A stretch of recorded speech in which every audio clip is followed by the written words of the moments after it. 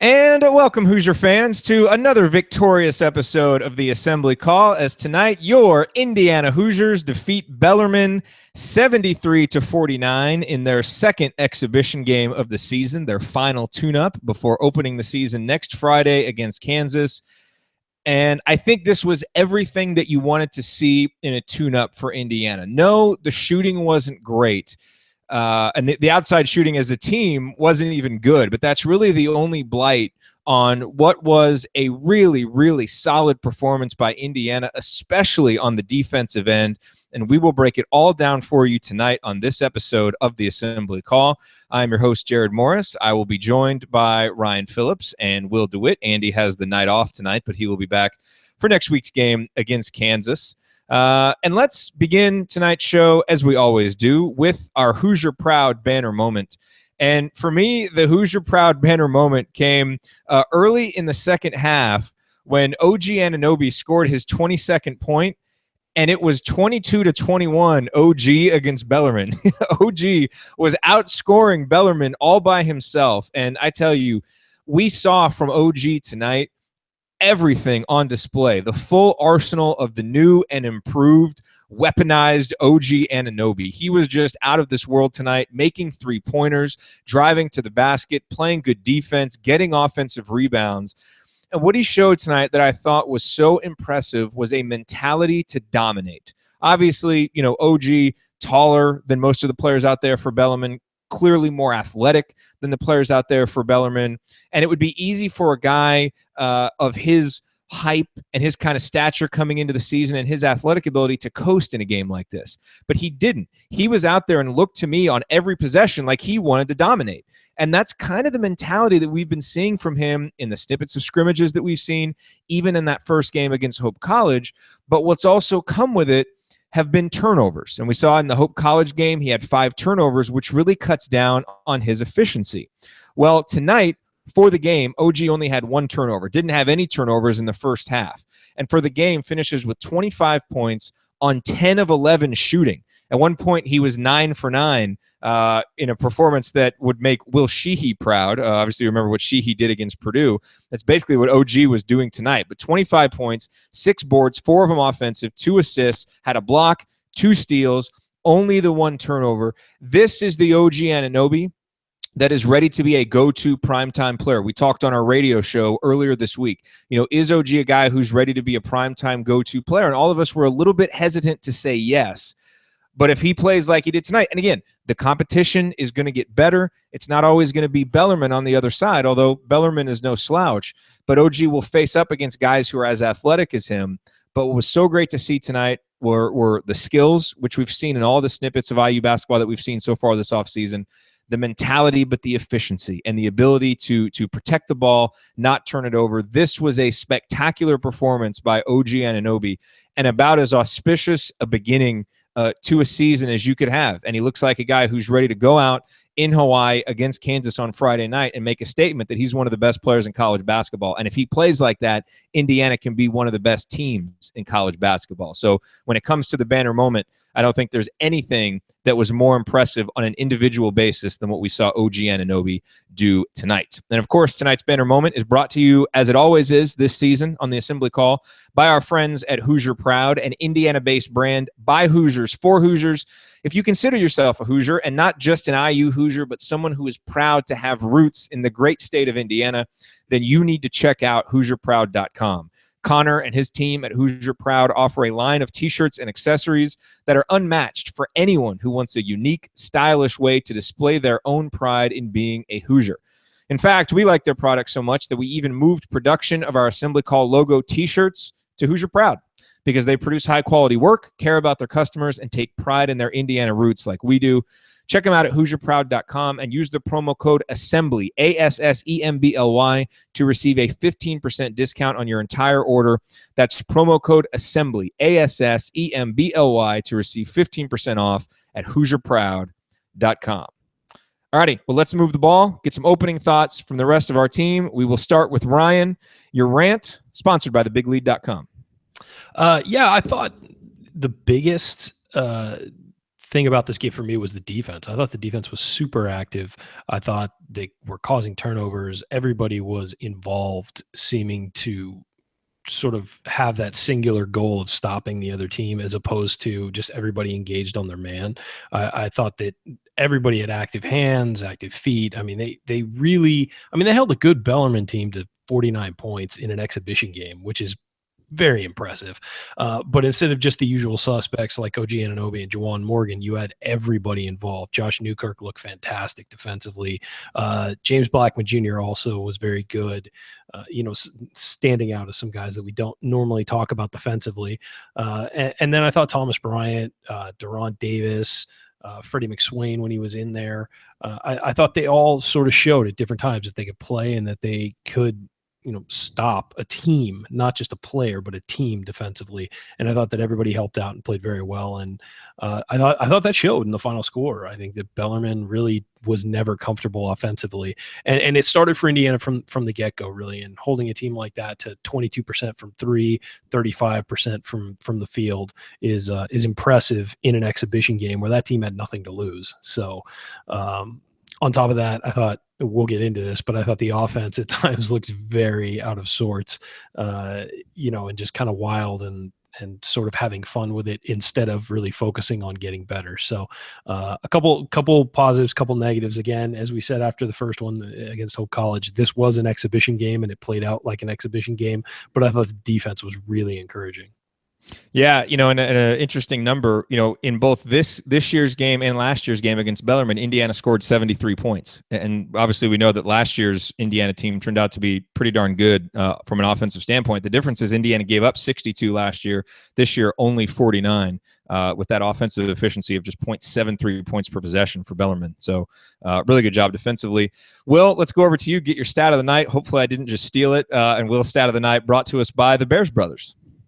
I mean, kind of, but we guess different sites, we have kind of conflicting reports anyway. Mine points per possession is 0.681, so it's a little bit lower there for Bellarmine. So I'll take that one. But yeah, I mean, really, I'm just kind of echoing here the defensive prowess that IU showed tonight. Bellarmine scored, like I said, the 0.681 points per possession. They only scored 31.9% of their possessions, only scoring 23 of 72 possessions.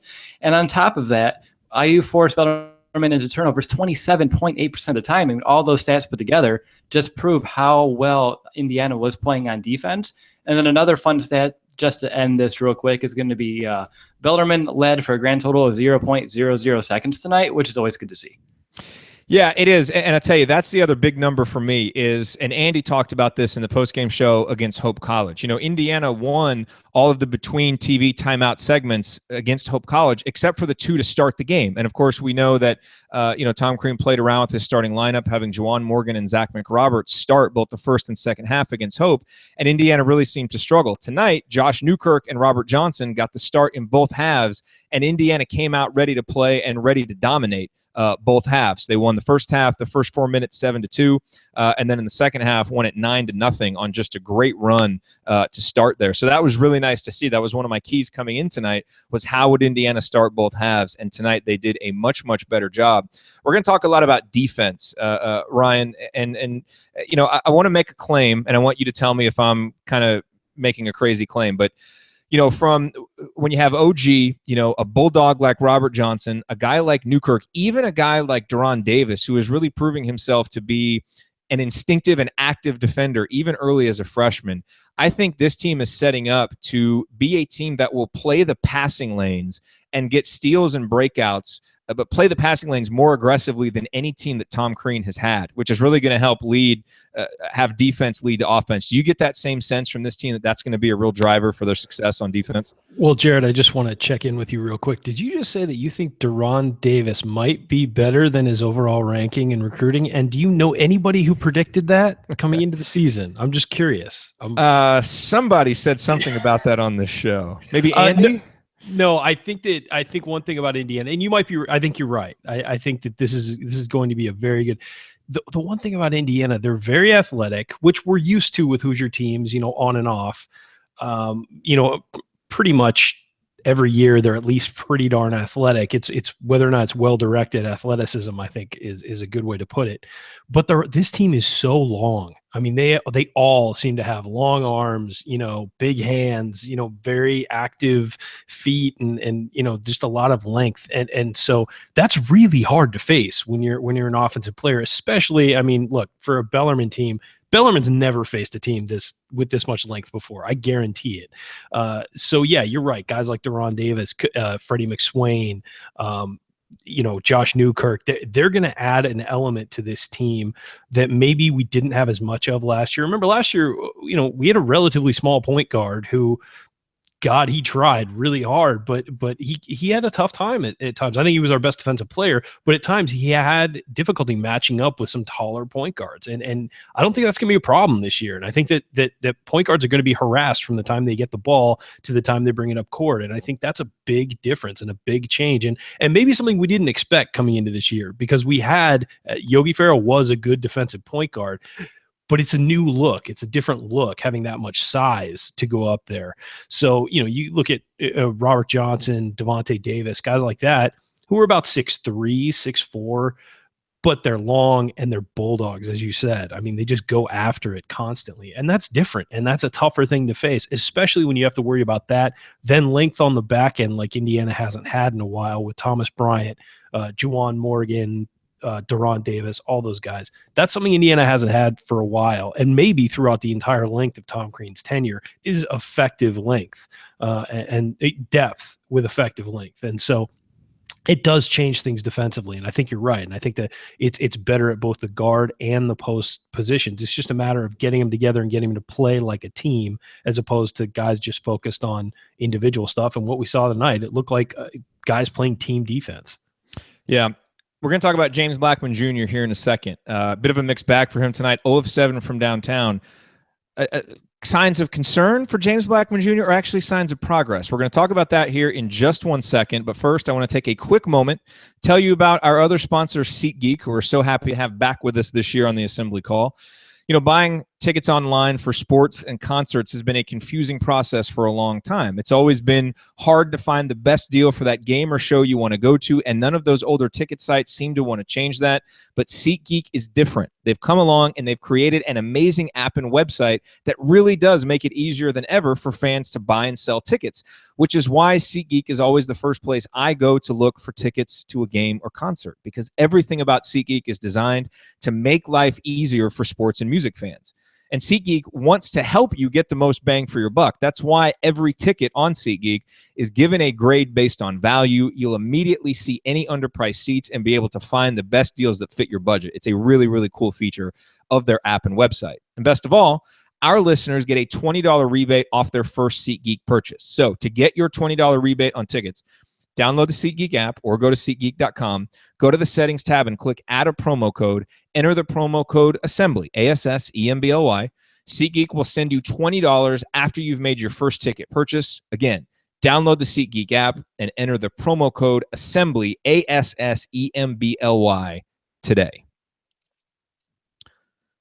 All righty. Well, you are listening to the Assembly Call IU postgame show. I'm Jared Morris here with Ryan Phillips and Will DeWitt. We are breaking down Indiana's 73-49 victory tonight over Bellarmine. And guys, let's talk about James Blackman Jr. real quick, because this is a game where, on the one hand, James went 0 of 7 from downtown. And we've talked about how important he is as a guy who needs to make shots for this Indiana team, a team that, we kind of project to be a team that will struggle at times in the half court, especially if defense isn't leading to offense and if they're not getting runouts. And Ryan, you alluded to this a little bit earlier, where Indiana's half court offense seemed to bog down a bit at times.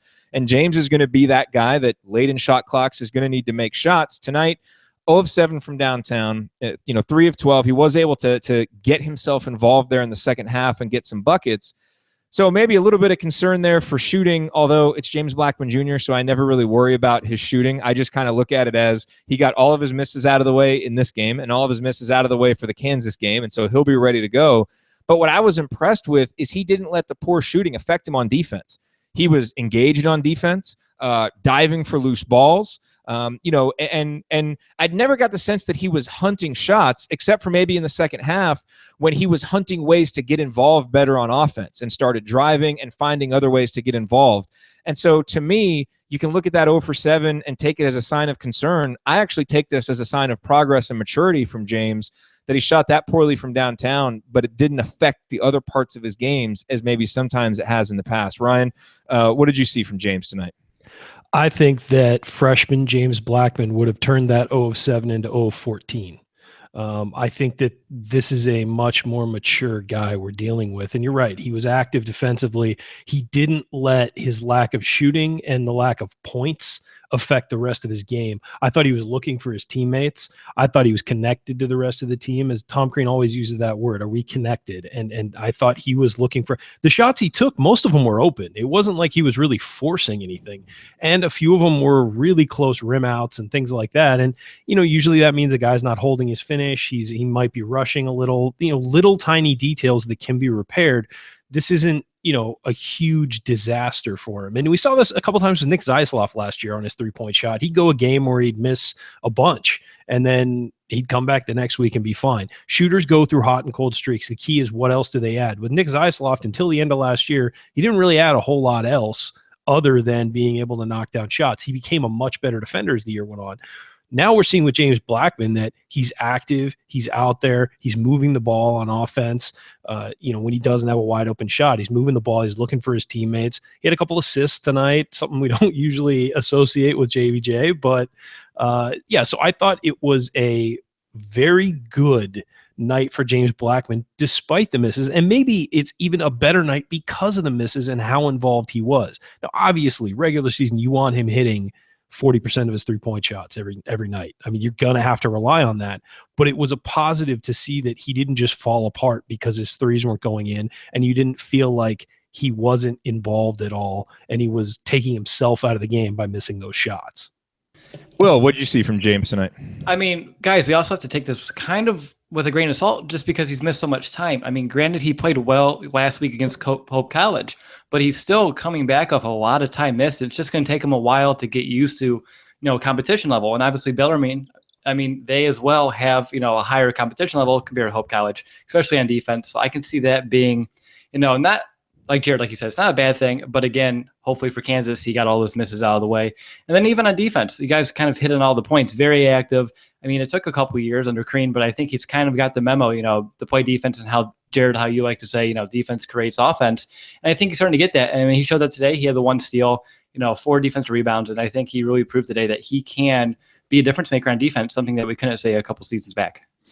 Yeah, great points. And I tell you what I think it is. I think in James, especially his freshman year, and certainly early in his sophomore year, when he was out there playing, he would look around and there would be one, maybe a couple of other guys not really engaged on defense. When he looks around now, if he's not playing on defense, he's going to be the only one out there because Robert Johnson is, and Josh Newkirk is, and OG Anunoby is, and Juwan Morgan is, and, Thomas is, and the freshmen, when they get out there, they are. I mean, there's just, it is a – we thought that this may be a more defense-driven team, and we're going to have to see regular season games. I get that. But just what we've seen, there seems to be a different mentality just among the players on this team. And I think, we're seeing that, and certainly James has adopted it as well. Well, I think that also if you look at it when he was a freshman to now, and maybe you saw some of this last year, but guys hadn't stepped up yet. But this year, if he's not playing defense, he's not going to be on the floor. We needed his scoring the last 2 years at the points where he was playing, especially early in the season last year. His scoring was incredibly important to this team. If he's not playing defense now, you got, you've got Devontae Green, you've got Curtis Jones, you've got other guys. You can even slide OG over to the third guard spot if you want to. I mean, there's other guys who can take his spot. And so it's a much different mentality. He's got to be engaged defensively, and he knows that. And I disagree with that, I think, because there's so many guys who play defense on this team, you can hide him easier now if he's not playing defense, and this team is going to need his scoring. You can, and what I mean is that in a game where you need to get stops, I'm not talking about in general he's just going to be relegated to the bench. But I'm saying, like, if you're playing, let's say, Kansas, and you need to get a stop, and he's holding you back, he's going to find the bench. And so, yeah, you can hide him more against teams that aren't going to just kill you and go straight at him. But yeah, late in the game, he's not going to be on the floor if he can't stop people. And so, or at least provide something defensively and provide a lift. So I think that is, if James wants to be an NBA player, we all know he does, and that's his goal. He has to pick it up because he's not going to see the floor in key moments if he's not going to stop people. The progress we've seen compared to last year and to his freshman year, this year so far, I mean, I know it's 2 games. I know it's a practice that we watched. I know it's Hoosier Hysteria scrimmages, whatever, but he just looks like at least he's trying and he's putting an effort in. And guess what? He's an athletic kid. If he tries and he puts the effort in on defense, he's going to be fine. Yeah. And I think the point is, that with how he's playing, with how he played tonight, there's no need to hide him on defense because he really brought the effort. And so that's what's so great to see. I want to talk about a couple of the newcomers and get your guys' thoughts on the newcomers. So one, and we've touched on him a little bit, but De'Ron Davis, I mean, his stat line tonight is just phenomenal. 4 points, 2 assists, couple of offensive rebounds, 3 steals. And the one thing that we know he's going to bring is block shots. He's the all-time leader in the state of Colorado. Didn't have any of those tonight, but he showed so much activity and instinctiveness on defense. I mean, we heard about his defense, but he really showed it tonight. And I tell you, we also got to get our first glimpse of Freddie McSwain, who Max Bielfeldt informed us broke the Indiana record for squat max. I think it was 415 pounds, 1 rep max on a bad knee. So clearly this guy has strength and athleticism. And Freddie McSwain currently rebounding on a 40-minute pace of 40 rebounds per 40 minutes because he had 8 rebounds in 8 minutes. And look, I don't know what Freddie McSwain is going to bring, say, in the half-court offense. I mean, I think half-court offense at a big college level right now is going to be too fast for him. But as a defender, as a rebounder, a guy to go in and do dirty work, to play 2 or 3 minute spurts and give you hustle plays and rebounds and a spectacular putback finish here or there. He showed me tonight a guy who can be useful in spurts, and I think that's what we wanted to see out of him. He showed that tonight. Anything, Ryan, jump out for you on these 2 guys who are going to be really key parts of Indiana's front court depth this year? Yeah, I think McSwain is basically going to get, for this year, I think they can try and develop his offensive game, as he moves forward. But I think for this year, for the most part, they're just going to say off the bench when he goes in, hey, Freddie, go be athletic. Just go out there, run the floor, crash the boards. And also, I think that rebounding rate would be a college basketball record, but we're going to have to check on it. But as for De'Ron Davis, he's just a guy who's everywhere. He is everywhere, and he's doing everything, and he's a good basketball player. He's not a good post player. He's not a good big man. He is a good basketball player. He's got a good-looking shot. Like, he missed a couple, but it's a good-looking shot. He does, and he is an all-around player. And if you go back to the recruiting show we did a few months ago, I highlighted that the people just expect you're 6'10", you're going to be if you're good, you're going to be a good big man. He's a good basketball player. He's a smart basketball player. He understands defense, understands offensive rotations, and he just understands the way that the game is played, and he's very good, and he's going to be a great Hoosier. And I think tonight you started to see more of it. Yeah, he was 2 of 7 from the field. That needs to get better. But he also made a couple of really nice moves around the basket. He sort of drew contact a few times to get to sort of sucker guys in and move the ball around. He's a very good basketball player. And as we see him mature, and remember, he hasn't been on campus that long, as we see him mature, get bigger, I think it's going to be he's going to be a big plus for this Indiana team. Yeah, great seeing those newcomers. When you have a class, and Brian makes a great point in our chat, when you have a class of newcomers, you don't expect your newcomers, especially freshmen, to all contribute every night. Freshmen are going to have up and downs. Some matchups are better than others. Sometimes the mentality they bring to the arena is a little better than others. Sometimes, their first run out there, good things happen and they get in the groove. They're freshmen. They're going to be inconsistent and up and down. But what you want to see is a class where every night, 1 or 2 or 3 of them step up. Maybe the other ones don't. And I think we saw that tonight with De'Ron. We saw that with Freddie McSwain. I thought, tonight, not a great game for Devontae Green. He was spectacular in that first game. Tonight, missed a couple of shots, had a couple of turnovers, never really found himself in the flow. Whereas Curtis Jones, didn't shoot great. He was 0 of 3, missed a couple of threes, but found a way to get going. He did make a free throw. He had 4 assists, a couple of rebounds. And by the way, I finally figured out how the way that Curtis Jones runs. It reminds me of like a miniature pincher or like a show dog, the way that he kind of runs and points his foot downward. Like, watch him. but then he will all of a sudden just explode with this burst of athleticism that just takes everybody by surprise. And Ryan, I think you made a great point. It's almost like he hasn't grown into his athleticism yet. And he will as he goes. But Will, what did you see from Curtis tonight, Devontae, and even Grant Galon, who got in there and knocked down a couple of threes, which was nice to see?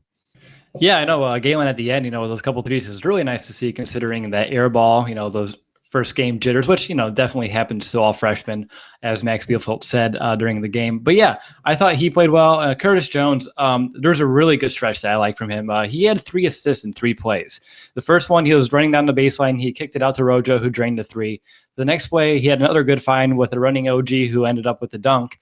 And then on the following play, he followed that up with a lob to TB, who dunks at as well. So those 3 plays in a row for me showed how just effective Curtis Jones could be in the offensive end, just creating, opportunities for other guys around him. He doesn't need to be that person to score, but he can also create opportunities for those players around him, the other 4.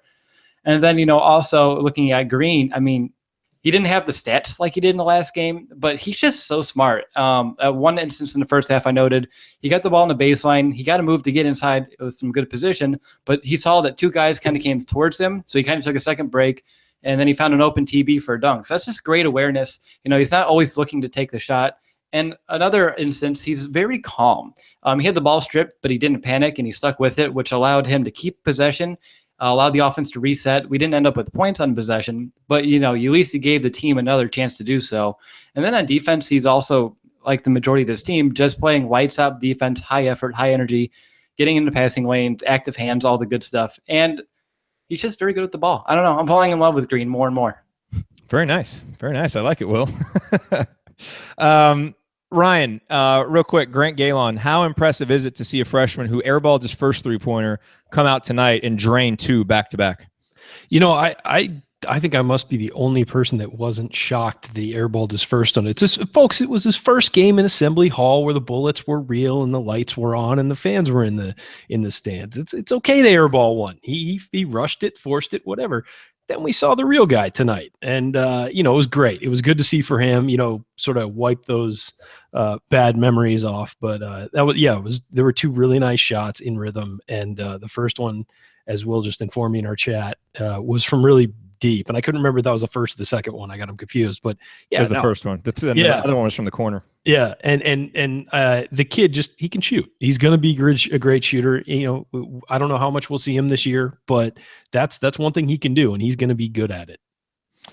So I want to talk about Thomas Bryant. He was out there doing Thomas Bryant things tonight, although there was one glaring weakness for Thomas that is going to need to get cleaned up, and we're going to talk about that here in a minute. First, I do want to take a quick minute and just tell you why you should activate your free Assembly Call membership if you haven't done so yet. And here are 3 quick reasons. Number 1, it's quick and easy. You go to assemblycall.com/join. It will take you literally 15 seconds, maybe 16 or 17 if you're not a fast typer, but it's quick. Number 2, it's how you get our best content, because by joining, you'll receive our weekly 6-banner Saturday IU Hoops news roundups, as well as our detailed post-game analysis emails, and you want to make sure that you're getting that content. So that's number 2. And number 3, it's the best way to connect with us and the Assembly Call community, because only members can access our moderated post-game live chat and discussion forum. So for those 3 reasons and more, you need to go to assemblycall.com/join and get on there. And really, if you like what you're hearing here on the Assembly Call, becoming a member is just the next logical step. So join us for free at assemblycall.com/join. Alrighty, well, you are listening to the Assembly Call IU postgame show. We are breaking down Indiana's 73-49 victory over Bellarmine. I am your host, Jared Morris, here with Ryan Phillips and Will DeWitt. And Ryan, let's talk about Thomas Bryant's night. It was, the kind of efficient night. I mean, this looks like a box score ripped right out of last season. 11 points, 7 boards, 5 of 6 from the field.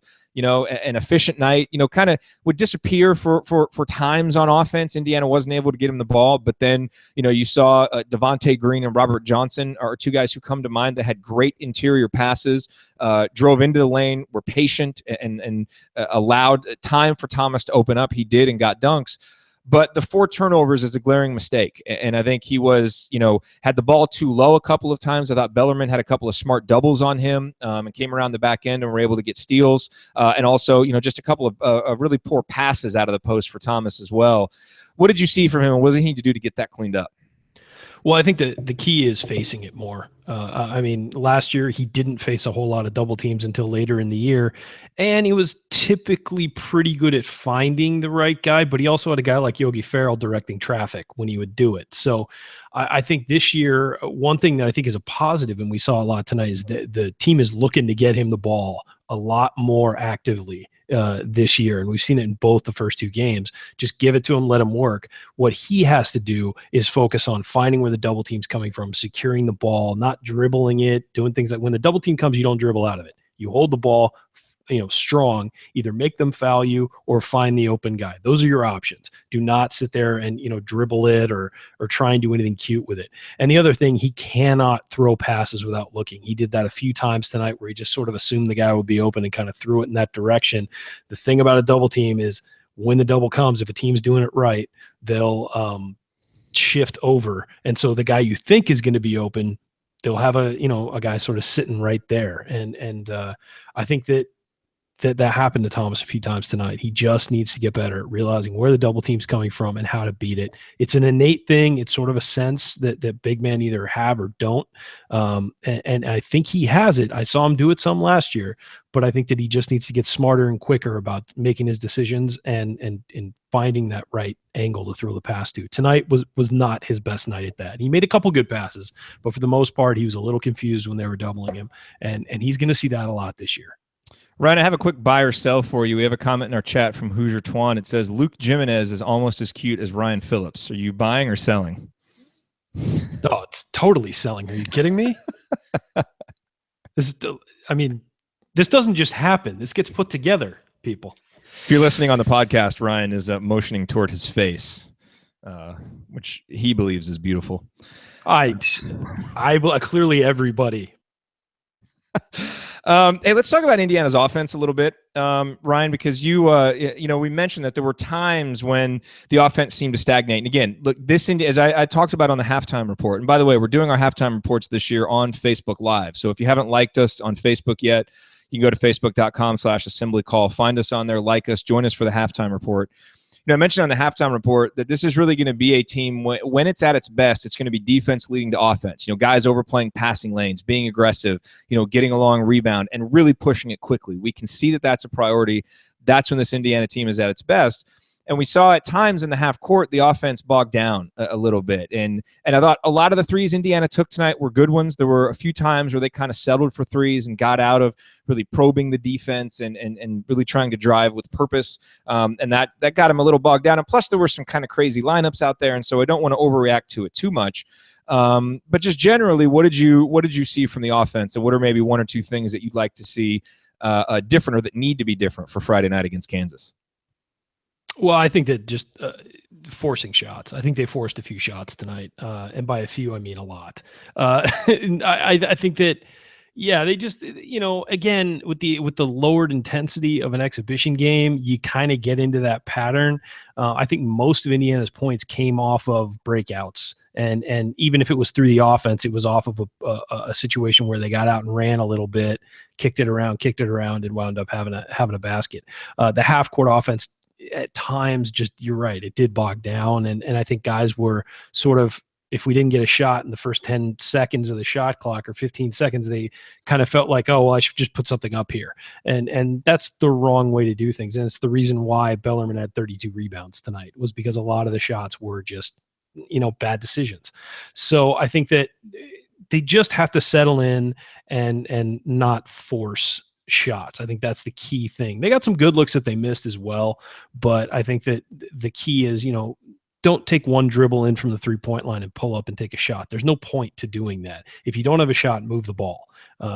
Dribbling, 1 foot in and taking a shot isn't going to make your shot any better. So I think that there's just a couple things that they need to work out. And again, lowered intensity of an exhibition game, stuff like that's going to happen, particularly in the second half. Yeah, and I will say early in the first half when Indiana was missing shots, those were all really good shots. The offense was good. It was moving. Those were good shots. But as it kind of wore on, I think you're right that some of those shots were a little bit forced.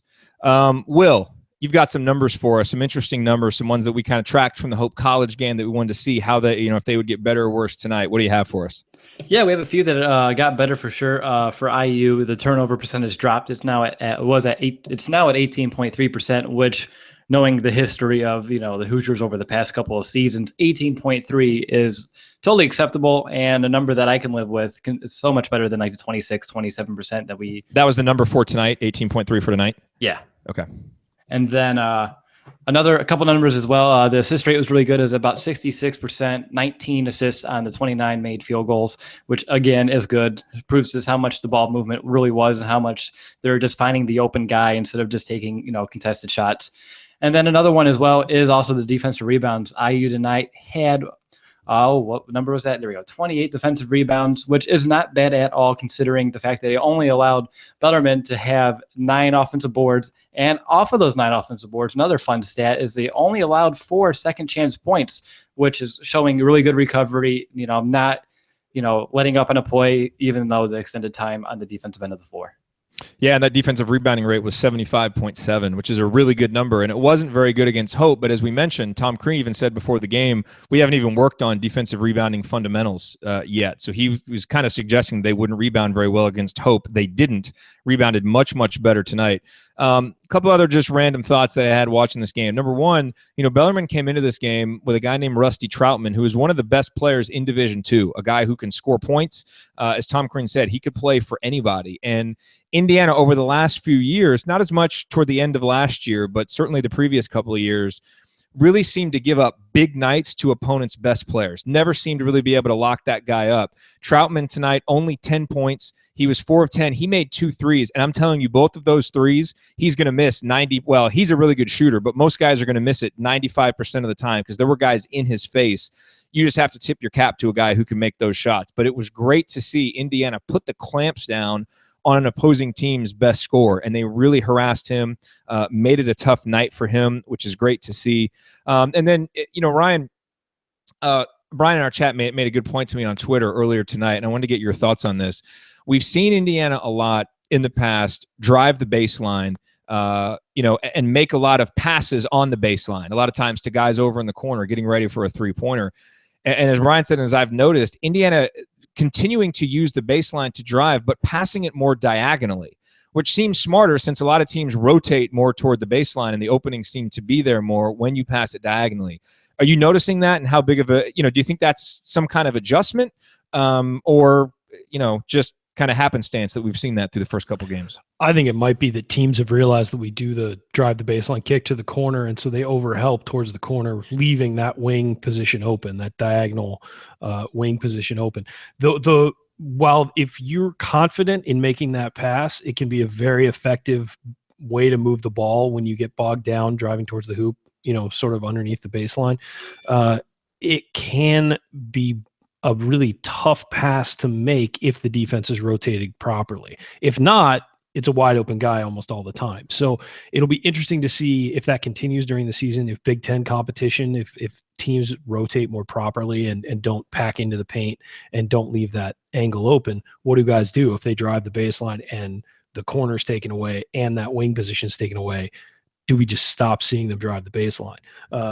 It'll be, I don't know. It'll be interesting to see what happens, because that's not something you would go out and tell a guy, hey, look for that. But if it's there, it can lead to a wide open man. So it's kind of a tough play to make, but it can be a positive. And so it'll be interesting to see how teams adjust to that now, because clearly Bellarmine was trying to take away the corner on those drives, and it'll be, I'm not sure if that'll be open for Indiana all year, but it's good that our guys are looking for the open guy instead of just throwing to a spot. I mean, that is a positive. Last guy I want to talk about here before we move on to last call, unless there's anything else that you guys want to cover, is Josh Newkirk. I feel like he's kind of the one other guy that had a really good game tonight that we didn't cover very much. 6 points, 4 assists, did not have a turnover, had a block and a steal. Was 0 for 3 from downtown. And I want to ask you about that, Ryan, here in a second. But we got a nice little nugget from Max Bielfeldt that Rob Judson last year coined the nickname Boost for Josh Newkirk, which seems like an awesome nickname when you see his ups. And we saw that tonight with a dunk that Josh had. But, you're seeing the athleticism. And I tell you, with Newkirk, I was really concerned, when we saw kind of the scrimmage and the practice, his handle looked real loose, but in actual game action, he's been, really solid, not turning the ball over. I thought Ryan Carrazza on this week's film session Inside the Hall did a phenomenal job of, pulling out some clips that really show Josh's court vision and his passing. I mean, he's, there's a difference between just making a pass to a guy and making passes that set guys up for buckets. And Josh Newkirk's passes set guys up for buckets, and I've been really impressed with that. So I want you to talk about that, Ryan, but also the 0 for 3 from downtown. Does he need to be taking those shots so that people respect him? And again, he may end up being a good three-point shooter. He was 40-plus as a freshman. But, on a team like Indiana that has so many good options, does he need to pass those shots up and get it to other guys? Or does he need to take that so that people respect his ability to take it to keep the floor spaced? I think he needs to start making them, because I think that teams will back off. Look, if we're at midseason, he's shooting 19%, then yeah, no, he needs to stop taking them. But right now, he needs to start hitting those shots. And the problem is, and I've seen it in a couple of his shots early on, is he's hesitating. As he's going up, you can tell he's thinking about it. He's not just firing off a shot. He is going up and hesitating. And that's, as bad for a shot as anything, as a bad release or anything.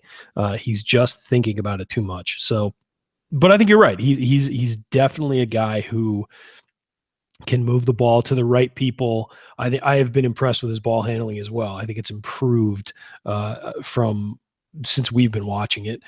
Clearly, these guys raved about him last year in practice. So I think that maybe some of the stuff we saw early on in the practices and everything was just, a guy, maybe not at his absolute best. People raved about him last year and his defense and his ability as a point guard. So I think that we're starting to see what he can bring to the table. His athleticism, as you said, looks fantastic. He's got length. He's smart. He moves. He finds the right man with the ball, and he seems like a willing rebounder as well. So all of those things are positives. I just think he needs to stop hesitating on his jumper. Yeah, and I mean, he's even really good on the defensive end. Let's not forget that. Early on in the game, he had active hands, he got a steal, and he was able to also, on top of that, get down in transition and get the open bucket. And then a couple plays later, he had a pretty big block that, led to another OG dunk. So those are two defensive plays that led to, 4 Indiana points. So he's just not doing it, on the offensive end. Instead, he's also playing fairly good defense that allows him to go ahead and set up some more of this offense. So I was very impressed with Josh's ability on the defensive end as well.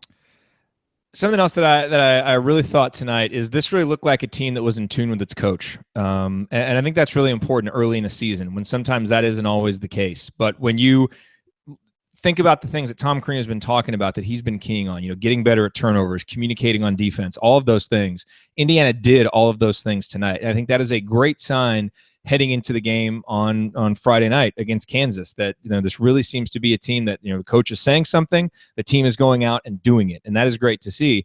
And I'll tell you what, it also seems to be a post-game show that is in tune with its coach, because as we look at this quote from Zach Osterman here from the press conference, Tom Crean says his biggest takeaway tonight was that James Blackman Jr. never let shooting slump affect his rebounding and his defense, which is exactly what we said right here.